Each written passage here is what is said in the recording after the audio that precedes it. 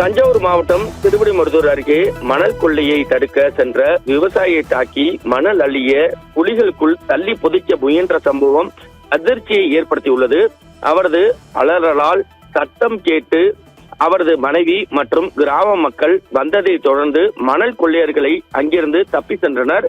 இதனையடுத்து மணலுக்குள் பாதியளவு புதைந்திருந்த விவசாயி சங்கரை மீட்டு கும்பகோணம் அரசு மருத்துவமனைக்கு சிகிச்சைக்காக அனுப்பி வைத்துள்ளனர்.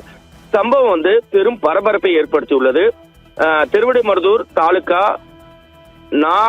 நாகரசம்பேட்டை ஊராட்சி மங்களபுரம் அருகே முடிகொண்டான் ஆற்றங்கரை பகுதியில் உள்ள கிளைக்காடிப்பட்டிருப்பு கிராமத்தை சேர்ந்த சங்கர். இவர் நெல் பருத்தி விவசாயம் மேற்கொண்டு வருகிறார்.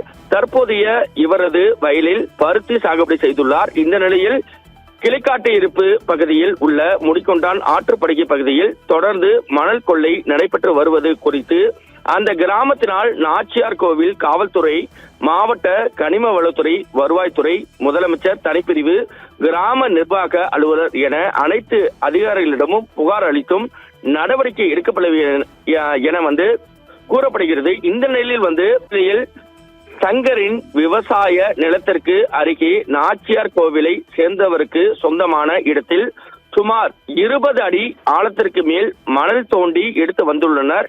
இதனை சங்கர் பலமுறை தட்டி கேட்டுள்ளார்.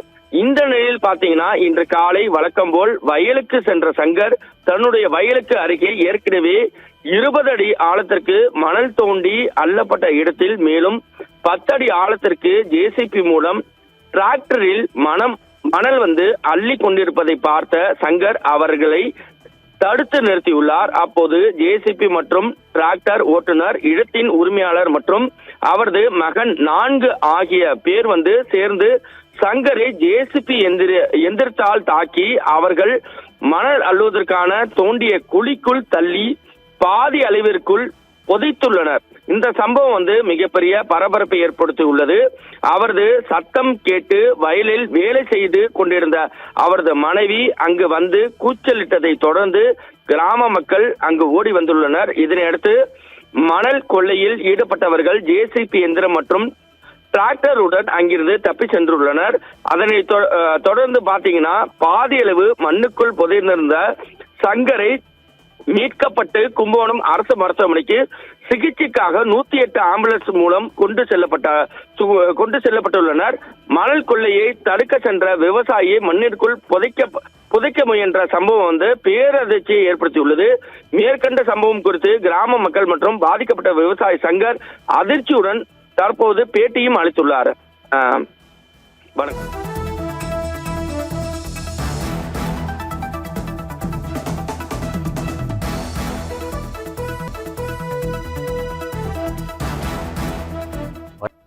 பக்கத்துல வயல் இருக்கு.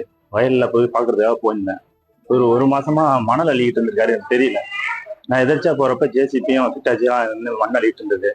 போய் பாக்குறதுக்காக போனேன். டெய்லி மணலை மாத்தி மணல் விற்கிறது, மணல் இதுமாரி தான் பண்றது. கிட்டத்தட்ட ஒரு 25 அடிக்கு கீழே பாத்தீங்கன்னா மணல் நோண்டி வச்சிருந்தாங்க. மணல் ஒரு வாரமா மணல் வித்துக்கிட்டு இருக்கிறாரு. அது தட்டி கேட்க போனதுக்கு என்ன அவரும் அவர் மகன், driver, JCB driver, tipper driver எல்லாத்தையும் நான் வீடியோ எடுத்துட்டு நீங்க யாரும் போகக்கூடாதுன்னு சொல்றதுக்கு அடிச்சு ஜேசிபி விட்டு பக்கெட்டால இடிச்சா என்னால நெஞ்சு வலிக்குது, இடுப்பு நகரம் இல்லை. மண்ணுல இருந்து பாதி எடுத்தாங்க. என்ன அந்த அளவுக்கு என்ன அடிச்சு உள்ள வச்சு மூடிட்டான்.